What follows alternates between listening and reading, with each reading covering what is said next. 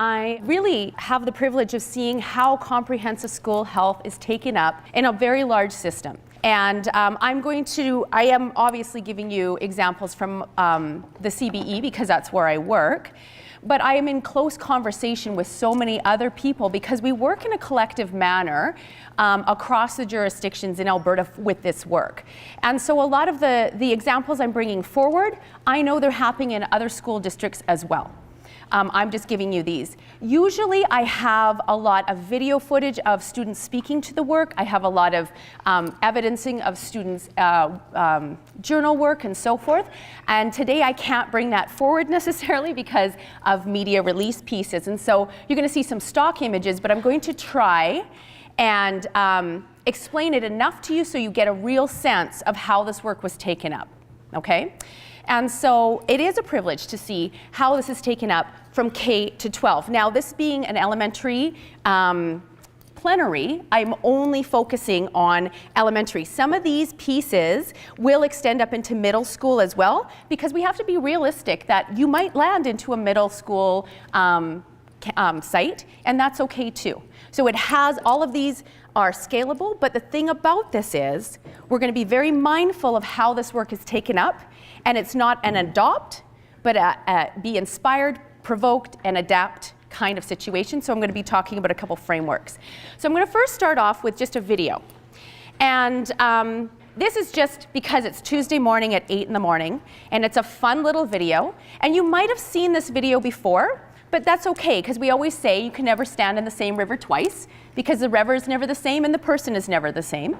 But I want you to watch this video, and then we will maybe see it in a different way by the end of this presentation. So I'm just going to move on to that first. And this comes from a little resource.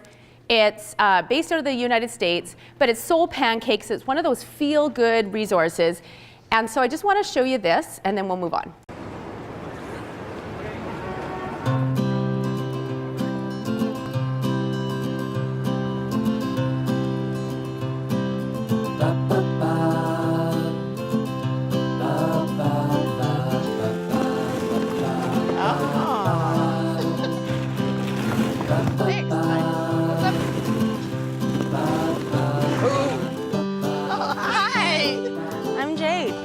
Nikki. Hi.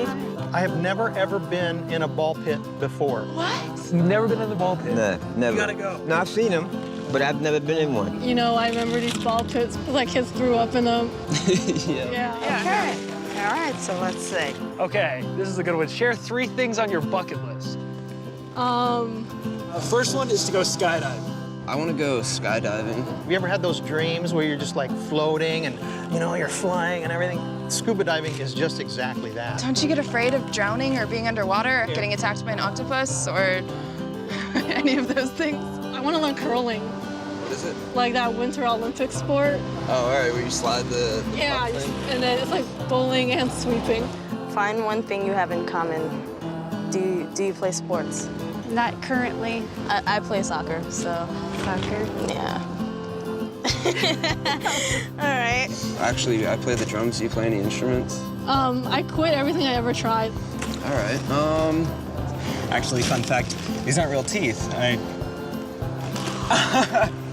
Yeah. I have a flipper tooth. Really? Ah! Oh my God! No! I can't, wait. What? My front tooth! Oh my gosh. What? You don't even understand. I swear to God, I feel like someone planted us here for this reason. Destiny. Describe the first time you fell in love. Oh, I think it was kindergarten. I don't remember his name, but he was beautiful. I was in the Navy. You were in the Navy? And my husband was in the Navy. Long story short, before he ever kissed me or we were ever really together, he told me he loved me. 24 years later, we're more in love and we're better friends than even from the very beginning. That's true love in its finest. Yeah. Talk about someone who inspires you. Is it all right to talk about somebody that's a religious character? Yeah, why not? This is our ball pit. We can talk about whoever we want, right? Jesus. All right. Just my peers. They're all creative in their own ways and have their own realities and own lessons. I just growth from everybody else's as well as my own. Martin Luther King, I think, because the fact that we're sitting in this box together is a big deal, you know? You know who inspires me, believe it or not, is my daughter.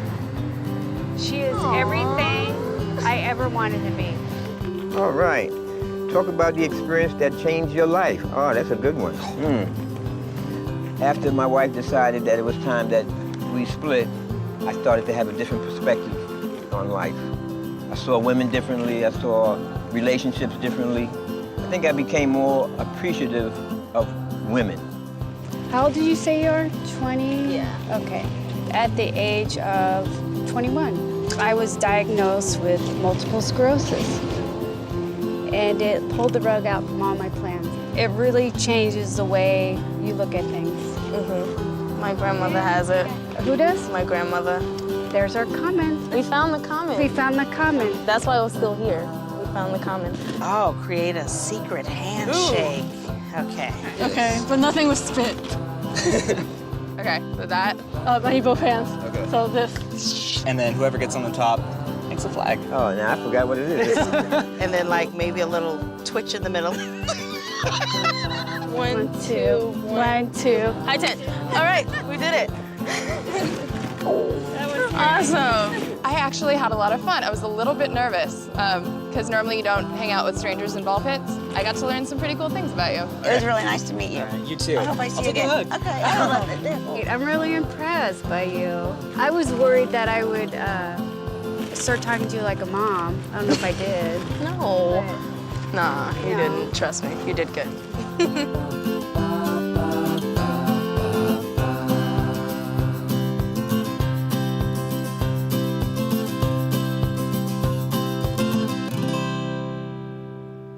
It's kind of a feel-good one, isn't it? It's funny, it's everything else. And so thinking about those types of little tiny resources, sometimes a little time with a provocation like that can get a lot of conversation going. And sometimes it just doesn't go anywhere. And so we're going to talk about some of the things that help us analyze what would be a great resource, a great way to be, and how to take up this work in meaningful, sustainable ways that have traction and movement forward, okay? Because we know, and from last week, I think we all understand how important comprehensive school health and wellness is in the schools. So the first thing we're kind of going to be looking at here is a few of the frameworks that we work with in the larger systems when we're looking at things that have traction. This one here is called the Learning Resource Framework. This came to us from many different researchers. We're taking up a lot of our strategies in the Calgary Board of Education using this Learning Resource Framework. We bring it into all of our work. Doesn't matter if it's numeracy or literacy, or whether it's bringing technologies into the classroom, or comprehensive school health. And so looking at this, it's kind of a targeted piece. And what it starts with, first and foremost, is your belief structure. We need to always make through lines between beliefs into practices and procedures, and then into resources, and then finally into student evidencing. So we understand that the through line comes that way. It comes through that model so that we know that everything that we're doing is aligning with our deep belief structure so that we're not working in a siloed, separate way. So starting with beliefs, what I did is I pulled the belief structures from our big boards that are our jurisdictions that are around us. So if you look and you see and you recognize kind of the different views here, we've got Golden Hills, which is inspiring, confident, connected, caring students of the world. Calgary Catholic, living and learning in our Catholic faith. Calgary Board of Education, each student in keeping with his or her individual abilities and gifts will complete high school with a foundation of learning necessary to thrive in life, work, and continued learning. Leave it to the CBE to be the most wordy, of course. Each student, and so then Rocky View, each student, Palliser is each student in keeping with his or her individual abilities and gifts will complete high school with a foundation of learning necessary to thrive in life, work, and continued learning. And finally, Rocky View, we inspire a love of learning and community, engaging learners for life. When you look at those belief statements, they have huge room for wellness within them. They're really these holistic ideas of what student learning should be and what we want for these learners when they're leaving. And we would really be hard to hit this goal if they were not well and we were not taking up wellness in a comprehensive way. We could see that, right? So there's our belief structures.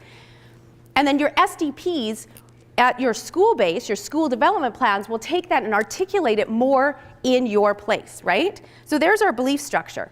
From that, at your certain places that you are working in, you have different practices that you've been watching and using yourself that help bring up this work. So when we look at this, we have inquiry-based understanding. With inquiry, obviously, we're looking at overarching questions that are attached to essential questions. We're looking at the work of student as center with environment as third. So environment being the third person, so what's going on around them and through them in their own lived experiences is really at the center of how you're connecting curriculum to the student. Design thinking. Looking at those principles of design thinking, students and teacher are innovators and designers of what they want to learn and how they want to be in a certain way. Place-based learning. That is really connected into our commitment to the truth and reconciliation work, our Indigenous ways of knowing and being in a place and understanding that place and how it connects to a larger structure. And that place is another text for us to look at. Problem-based learning, problematizing our learning and our understanding so students feel like they're making meaningful connections to outcomes and to front matter work. Learning through the arts, looking at those pieces and creation. Creation is the heart of learning through the arts, that you are a creator and that you are bringing it into different ways of being through performance arts or visual arts or graphic arts or any of those. And then competency-based assessment, looking at those competencies and bringing those forward and designing tasks that are there. I could keep going, but you get the heart, and I pulled the main practices that the jurisdictions are bringing forward today. Everybody recognize some of these, okay? So then thinking about that belief structure and then the practices that are available. We want a through line. If you have a practice that isn't connected to your belief, it's really going to be a hard thing to do, correct? So all of these kind of align with those principles. Procedures.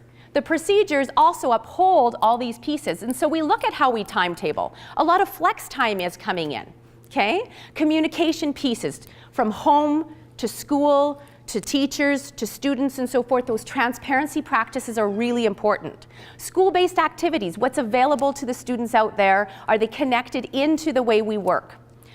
Student behavior discipline, that progressive discipline policy, we'll talk about that more connected into RTI. Physical environments, what do the physical environments look like? Do they hold up the practices and the belief structures that are available to us? Classroom routines, what do those look like? Of course, that's really important to a generalist because you're spending a lot of day with those students in those routines. Transitions, how do we transition students from one thing to another? How do we hop from one track of thought to another, one physical space to another? And expectations, are they clear? Are they relevant? Are they meaningful? Okay, so taking our practices and our procedures and aligning them with our belief, really important. Then we go further down that through line and we look at how we then resource. So I just pulled, I could be going forever with resourcing that's going to be supporting our work in wellness. So Pancake was a tiny little resource. It's a digital resource. We've got those that are so plentiful to us because of the way that we work with digital technology now. So we've got, guest speakers all the way to kind of comprehensive programs, to partnerships and services, to all those different things, the digital components, to acquired texts. Okay, so we've got all those different resources, and I pulled some of these for you to view. Okay, and you should recognize a lot of these because I bet a lot of them are being used at your site right now. So when we go back to that kind of target, we want to make sure that the resources that we're choosing to pull are first and foremost decided upon by our belief and what we're doing and how we're taking up the work in our class. If there is a speed bump in our through line from belief, practice to resource, it's not going to go anywhere.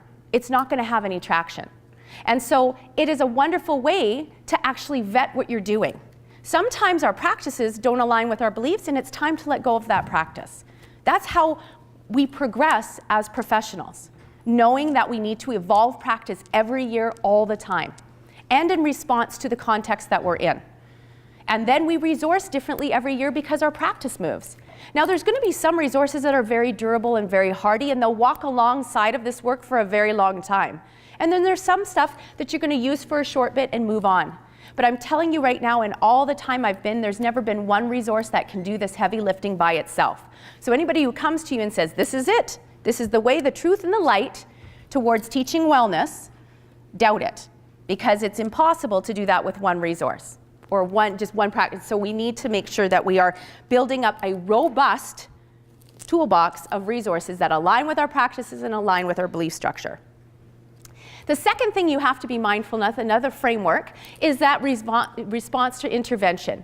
And we've talked about this a long time, but I really want to be specific with this one because you're going to hear the myth that teachers, oh, you're a social worker and you're a nurse and you're a doctor and you're a parent. No, you know what? You're an educator. That's your job. That's what you do. And it's complex enough on its own. And so give yourself the luxury of being a great educator and knowing what the business of the day for an educator is. We dwell, and we have this wonderful, it's a big role, but we dwell within the universal platform, which means that we have access to almost all of the students in which we service. We sit in that universal platform.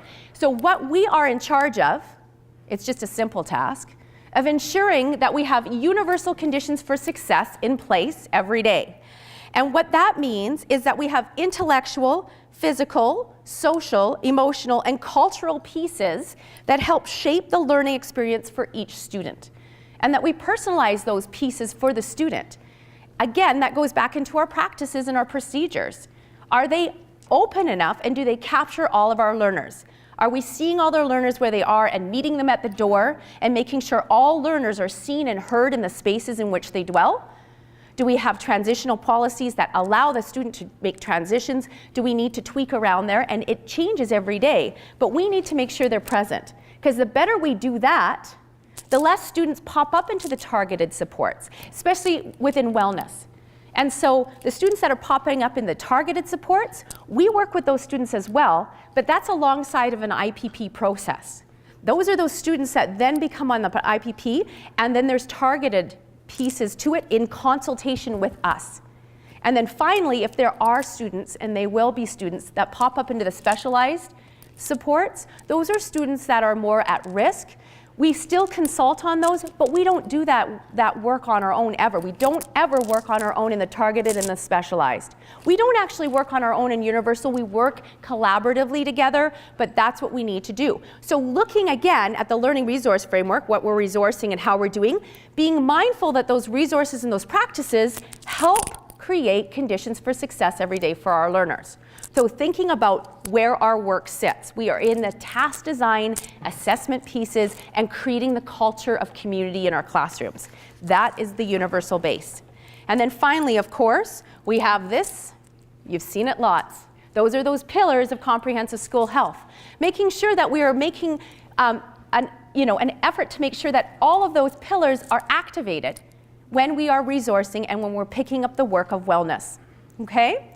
So moving forward, I'm going to give you 3 different little kind of case studies or scenarios. I'm going to call them scenarios. And these are things that we've seen in the system. And I'm going to kind of tell you about the scenario, and then we're going to have a little dialogue. Okay? So the first scenario is guest speaker scenario. Okay? So there's an increase in bullying related incidents at your school. That have occurred since September at your school. And a parent community is concerned about the issue and has brought up several times at a parent council meeting and is evident on social media that this guest speaker is really attending to the issue of bullying. And a parent in your classroom approaches you with a pamphlet containing contact information for highly engaging, well-known, expert guest speaker and a one-time special event addressing bullying. Okay? So you bring this guest speaker, one-time special event, the speaker comes in to talk anti-bullying, and it was recommended to you, the parent council is concerned, a parent gives you that guest speaker, and then you book this guest speaker and in they come. That's scenario number 1. Scenario number 2, I call it pop culture invasion. So the Netflix special. You have a group of students in your classroom, and remember we're working in middle school, so we're thinking lower middle school, upper elementary here. You have a group of students that have been extremely engaged over the summer, watching a Netflix special and reading a novel. They're very engaged in this work, and they bring it forward to you in class. You decide to watch the Netflix special, and you decide to read the book. You think this is important for these students to go through. You look at pieces of your outcomes, and so you decide to read the novel aloud in your classroom. You get a message in the agenda on Monday from a parent that says, why would you be talking about this in class? Okay, so that's scenario number 2. And then scenario number 3, a random act. You have gone to a fantastic workshop on mindfulness over the weekend, and you were taken through some different mindfulness strategies to help focus on developing non-judgmental awareness. You have a particularly fond experience eating a raisin, in which you take your time to carefully examine the raisin with all of your senses, and then mindfully eat the raisin. You decide to bring this activity into your class on Monday, since you feel the students would benefit from the same exercise. When looking at journal experiences and evidence afterwards, Peter says, I hate raisins, and I don't know why I ate it for a half an hour. I want you to think about those 3 frameworks we talked about. We want to talk about the learning resource framework, that bullseye target, the RTI, and the comprehensive school health. This is how you're going to evaluate it. What questions do you have about this initiative or this resource? What would you need to have in place to make sure this initiative or event is meaningful, effective, and sustainable? Are guest speakers important to bring in? Absolutely. Did you see some limitations on how that went forward? Don't kid yourself, the student evidencing is on us. You know, you could have gone to the most amazing math workshop on the Friday on a professional development, I keep calling them workshops, but professional development series. And you're like super stoked about this math problem that you took up in a hearty way with all your colleagues, and you come in flying cold on the Monday, present it to your students, and it flops. Is it the student? Is it the resource? Or is it because we haven't done that careful scaffolding that it requires to bring this resource and this provocation and this task forward? So how do you pick it up? How do you build bodies of evidence around it? How do you make sure that guest speaker, and a lot of times these guest speaker and parent council money and so forth comes forward. Parent councils are a huge, huge champion for our work, but also we have to be mindful of who is then resourcing and who is doing the careful selection of resources. The parent council might have some ideas, but we need to be that sounding voice to say, hey, here's our beliefs in our school, here's our practices that we're using. Yeah, you know what, that resource does align, but we're going to do it in this way. We are the professionals in that, and we do make that professional decision. Okay, so 13 reasons why coming in, we have that question coming from parent. We sit there and we talk about a difficult subject of suicide. It's really pushing through right now. The students were super engaged, but there's a question around those pieces, and there's some fallout to it. We know that when we have opt-out pieces, so we have 2 different ways with that. So we talk about trauma-informed practice. We're finding right now most of our places are trauma sensitive, not all the way up to trauma informed quite as yet. But trauma sensitive practice lets us know that we need to, first and foremost, unpack a resource very carefully. We have to attune to our learners and know our learners very well. And each learner is going to be different with that. The option to know when to take breaks around it absolutely is trauma sensitive practice, trauma informed, moving up into trauma informed. The thing about opting out of curriculum though, and those pieces of it, that's duty to notify, and that's a little bit different, but yes. And so looking at ways to link this text to something else and build up linked text sets is a better way to go about it. So thinking about excerpts within there, to be very careful in how you bring this up and to know your learners. Because, and actually, when you went into the positive mental health piece, you know, the Stan Kuchar work and the teen mental health, they've actually done a response to 13 Reasons Why because it was picked up, boom. And as a system specialist, you've seen how many emails I had to write in response to students, all of a sudden the disclosures came. And students were triggered because of these pieces. And it can be picked up, but we have to be extremely mindful of how we pick that up and how we use that resource. The raisin eating, what'd you think? Why did we eat a raisin for half an hour? So when you think about all of them, they all kind of fell to the same thing of, I'm so excited, I'm gonna come and slam it in. And then you're like, oh. And the student evidencing either wanes, or it triggers, or they're like, I don't even know why I'm doing this. So now, what we're gonna start to look at is I've brought 5 exemplars. And I want you to think about those pieces and those pillars that were available to us when we bring these up. So these are some of the wellness initiatives that I've seen, and I really targeted them into the elementary pieces because that's where you're focusing right now. But think about scaling and think about those pieces. But again, you've got to think about your context. You've got to think about your belief in your building. You've got to think about what are those robust practices that are already activated in there. If they're huge and they have maker spaces and they're design thinkers and they're doing all of this, or if they're a very artistic campus or whatever, lean into those pieces and thinking about these possibilities, because all of these possibilities came from deep contextual knowledge. So loose parts came out of, it's been around for quite a while, but it's really gained traction lately with our play movements and everything else. It came to us really as a gift through Reggio Emilia and looking at naturalized loose parts. So if you can look at my slide right there, and again, I have beautiful documentation on this that I couldn't use. So this is they're just a bunch of different loose parts. They can be buttons and snaps and stones and paper clips and feathers and all of those pieces. And what the students use them with is exploratory play. We see it a lot in Division 1. But now it's been scaled up into division all the way up. I used it actually all the way up into grade 9 at our provincial GSA conference. It was really quite cool. What loose parts allow us to do is to compose understanding, and it gives us a place to discuss that understanding. So what happens is the students come and select their loose parts, and you might read a storybook, or you might read a novel, or you might have an experience in the classroom, or unpack a conversation, and you take your mat, and you take your loose parts, and the students compose their understanding using those loose parts. So they might have a little line of stones, and they might have some feathers laid out, and they might have some sticks and twigs and everything on there. And at first you're like, okay, what is this? And then you get the student talking. And the student says, oh, well, in the story, it started off here, but then the character had a challenge. And so I put this rock wall up for challenge. And then they actually had somebody help them. So the feather bridging across is grandfather helping child. And then they got across the bridge, but then they had another challenge, and that is this ramp coming up off my mat, and so on and so on and so on.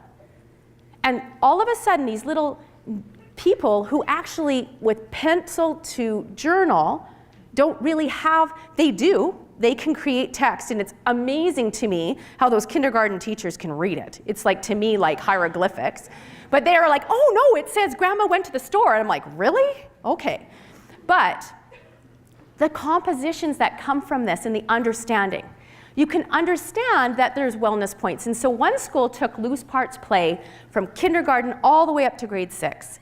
And they got them to rewrite their wellness stories. And they got them every time, they connected it to the 7 dimensions of wellness. And each time they brought in a provocation or a story, they brought the loose parts out and they asked them, and they took photographs of each time they composed.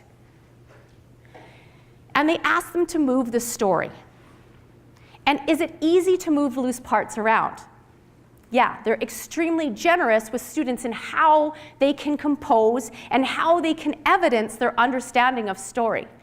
And what they decided to do for a wellness initiative is just change the story and connect it into the 7 dimensions of wellness.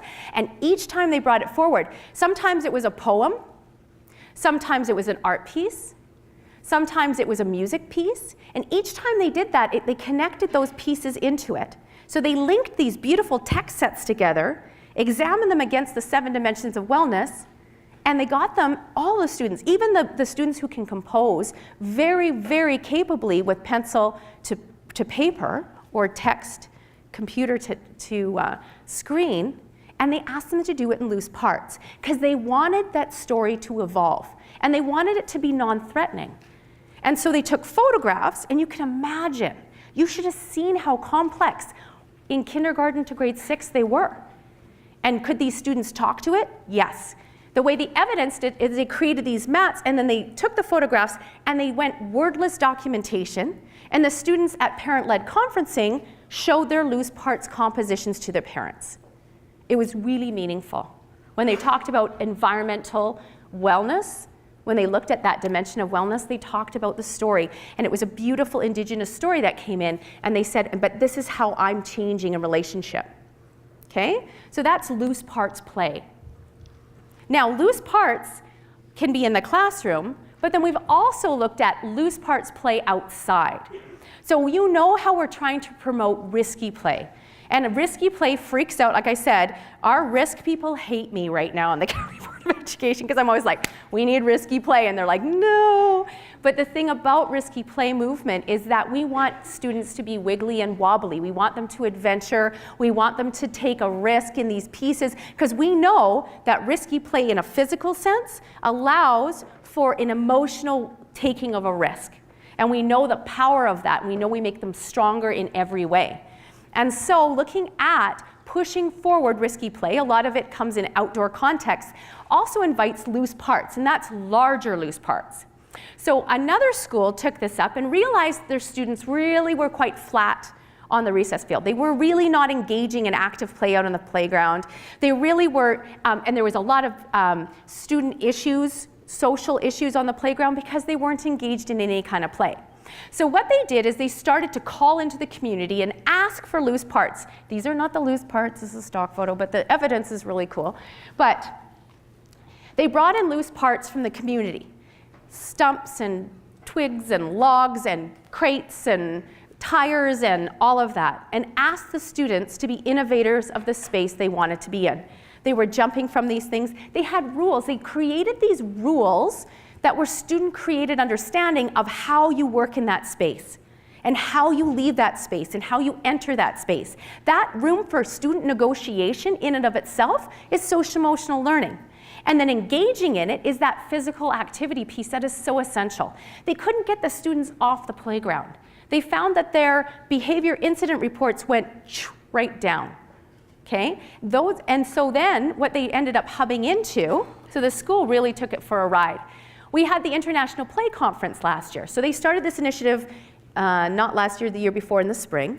They brought all of it in, and then they looked at the play initiatives that were coming out of the International Play Conference that was here in Calgary in September, last September. And so they looked at those types of pieces, and then they connected to the mobile adventure playground. The city of Calgary has this mobile adventure playground. And they're out, and you just call for it, and you can bring it in. Then they actually activated again, and they asked for these pieces to come into the Calgary board. And now we have a yurt, and we have adventure playgrounds that we have procured through grants. So we have this amazing yurt that the students can have an outdoor classroom all day. We have logs and twigs that you can sign out and bring these mobile loose parts play. And then what we ask, it's a grassroots initiative, is that it just moves forward. Okay? And so we have these pieces coming forward, and every year it's building and building and building. Connecting risky play to loose parts, outdoor play, to social emotional learning of how to take care of that environment. Okay? So that's another initiative that had to do with the physical literacy piece, or the health or the active living piece to comprehensive school health. Looking at this one, this exemplar comes out of mindfulness. So remember the random raisinating, right? We have to understand that when we're taking up mindfulness, that we're trying to create more than just using mindfulness strategies for behavioral to get kids to calm. Mindfulness builds larger structure in terms of the larger culture that it's in. And so looking at the different pillars of mindfulness that are available to us, this one school took up mindfulness as a whole kind of cultural piece into their school. And so they took the 4 pillars of mindfulness. Observation, which is deep observing of yourself from inside. Being a deep observer of what's going on inside of you is very important. So asking students to know where their breath is, how they're feeling inside, what's going on in there, and tuning in that way. And then also observing into their their close context around them. Who's around them? What's going on? How is this person? How are they in their space? How are they relating to you? So that deep observation component is super, super important to understand. Describing how you're feeling and when you're feeling it is really, really important pillar of mindfulness. Having a bank of words to really identify how you're feeling when you're feeling it is a really important thing. So anytime that you bring in some of the social emotional language, it's really, really important because then you're giving the students the words they need. Loose parts allows them to compose, and so that would almost be considered description. So those types of pieces. Acting with awareness, understanding that you are here and you're not, I always say, your head is where your feet are, right?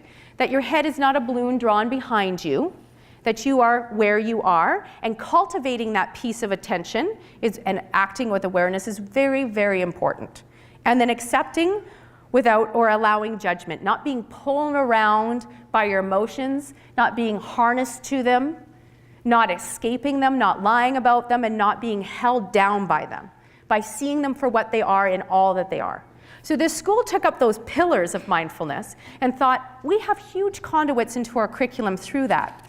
So then what they did is, did you know there's baselines? And I wouldn't use these just cold, but there's been, through the research, there's all different baselines. I'll go to this slide first. There's all different baselines that you can use to find out how mindful you are. Now, of course, this is just one point of data. We don't go, there's the baseline and you're done. But there's all different types of mindfulness baselines that you can use. And what this school decided to use is they used the KIMS, the Kentucky Inventory for Mindfulness Skills, because it so closely represented what the students were feeling. And they took down those questions. There's 39 questions on it. They took it down to 12. And they looked at that and they asked themselves, okay, where are our students with this? And they asked the questions of it. And then we data tracked where they were at. We kind of went, oh, okay. So here it is. And they really observed, okay, in observing internally, the students were able to describe, this is a deep inquiry school, so the students were really good at description, and they were really good at describing what was around them. But they had no attunement into themselves. And so what did the teachers then do? They started to bring forward some of these tasks and these pieces, or they built out their learning tasks enough to call for that internal observation. They also were really, really, really, where non-judgmental awareness sat, you can imagine where that piece is sitting with your learners. That attachment, that perseveration of thought, that piece of, when we talk about fixed and growth mindsets and so forth, very fixed mindsets. Challenge was their undoing, that if anybody thought that they couldn't do it, they believed it, and they were just a leaf into the wind of their emotions.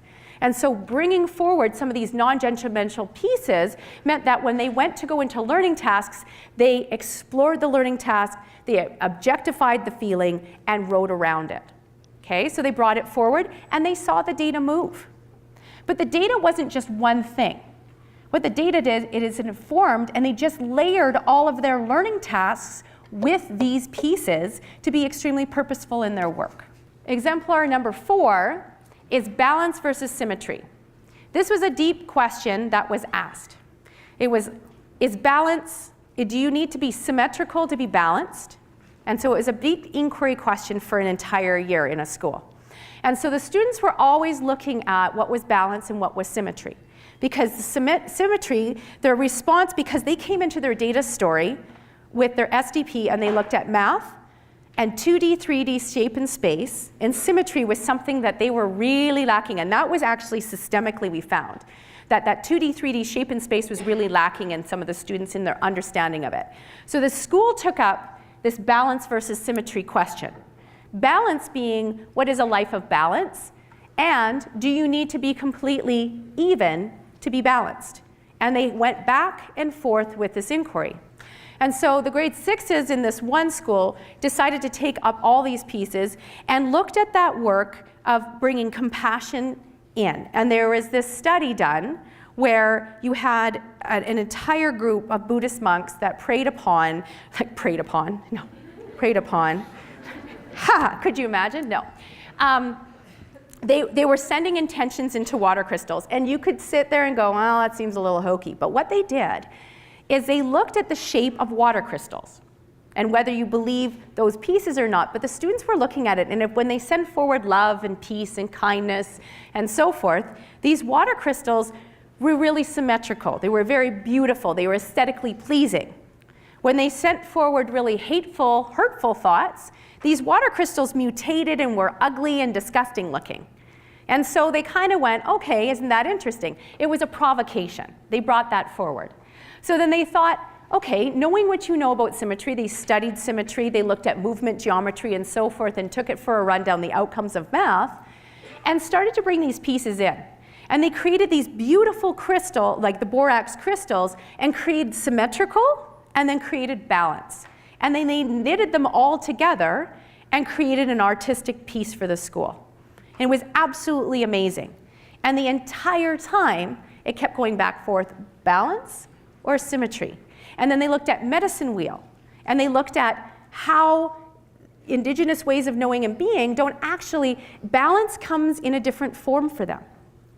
How does balance exist for us? These questions were constantly provoking the work to move forward every day, and it kept hubbing back into this piece. Outcomes naturally blended in, and so they took it in terms of balance versus symmetry in poetry. And so the teacher would bring forward a poem and then dangle the last sentence and wouldn't give it a couplet and say, what do you think? And they would say, you need that last couplet. And they'd say, so then it's symmetry. And then the students who were balance people were like, no! And the whole thing, engaging, intellectually engaging work for the students, and all focused in terms of really exploring that wellness piece, natural extension into cross-curricular. And finally, exemplar number 5, open minds meets the mustard seed. So as you know, we have these amazing opportunities to go. Chevron Open Minds has all these different campuses, and they piloted it. This comes from a quote, and it's a public quote, so I could use it. But this is students, and rather than like what Jory was saying with the Nike, like how many pairs of Nikes do you have? This is something that came from a student in their journal the second day. And it was, the mustard seed is a place where no one is judged and everyone is respected. I learned it is a place where people can talk and get help, and a place where people can get jobs and earn money. Robin Les taught me there is always hope.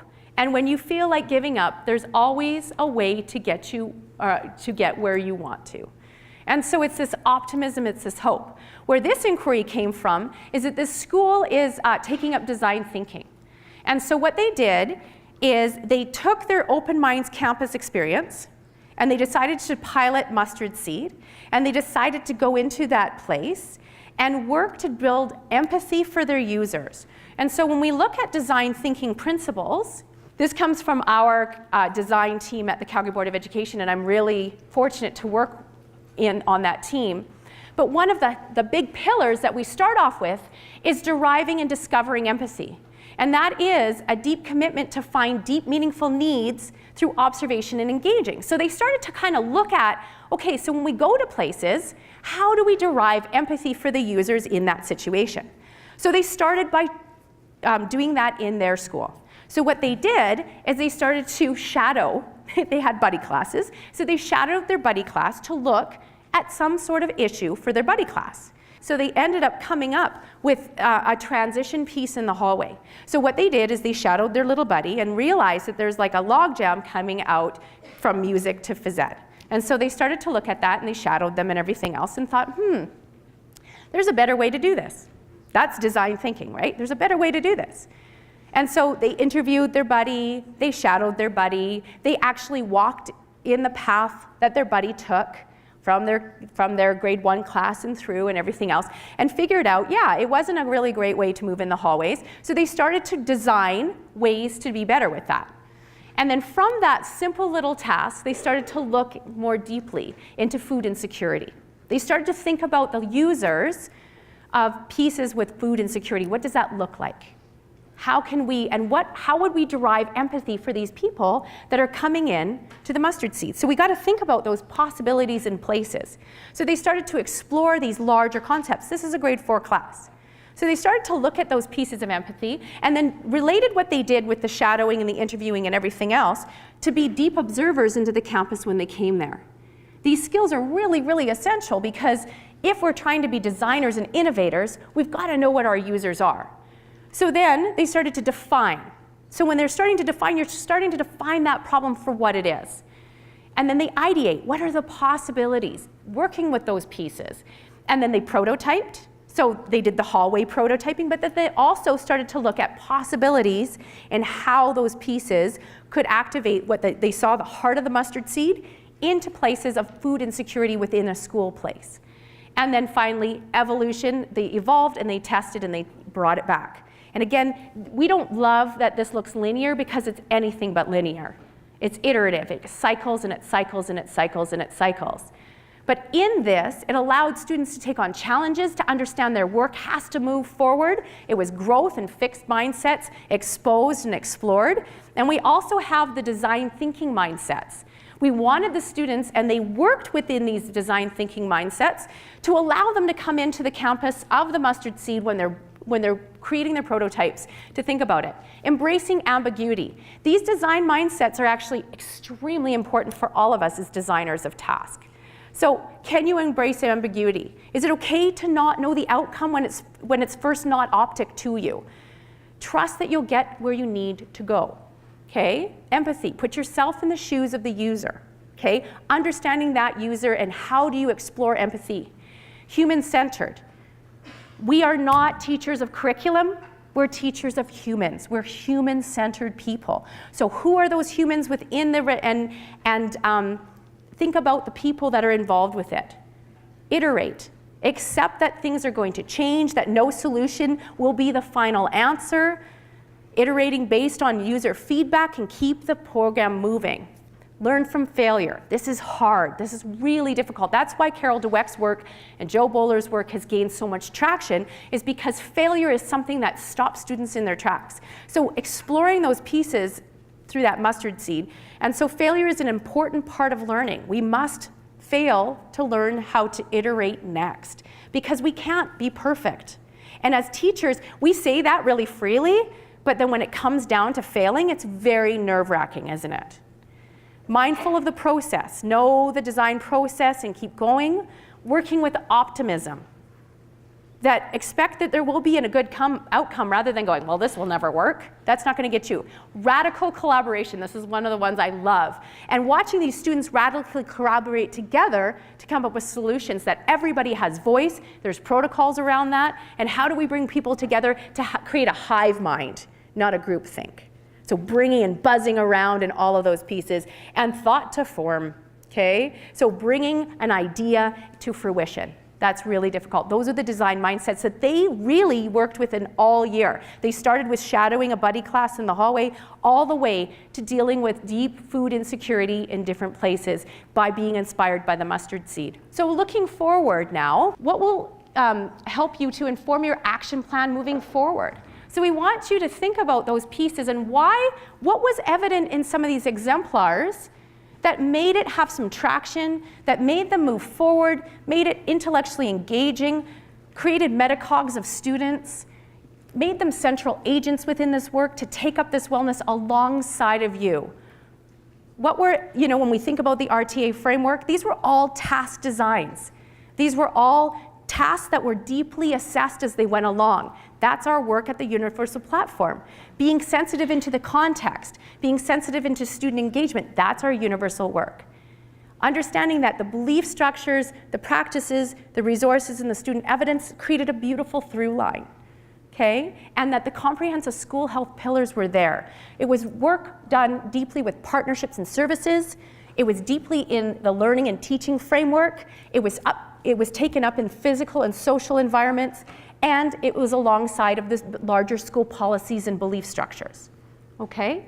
So thinking about that, what data will you use when you're looking at this? You are deep noticers into your context. What data is going to inform you of moving forward with this, and what elements of these pieces are there? What can be leveraged to make this letter of intention move forward into your deep action plan? Was there one thing that inspired you today in terms of like, hey, that's something really interesting? And I usually use another slide, and I used it in the K-12 wellness piece. But it's like, is there something that you connected to? Something that you already kind of are doing, and something like that, you're like, yeah, that really affirms that I'm moving the right way. That's good. Is there something, the second one is extend. Is there something that extended you today that you're like, oh, okay, that really kind of rocked my world a little bit, or that's something that I'm going to think about how I take up this work a little bit differently? The other one is try. Is there something you're going to try going forward? Maybe it's in your action plan, or maybe it's when you come back into your site. And finally, is there a question you have? And ask. Because that's what our labs are for next, to bring forward to your lab instructors.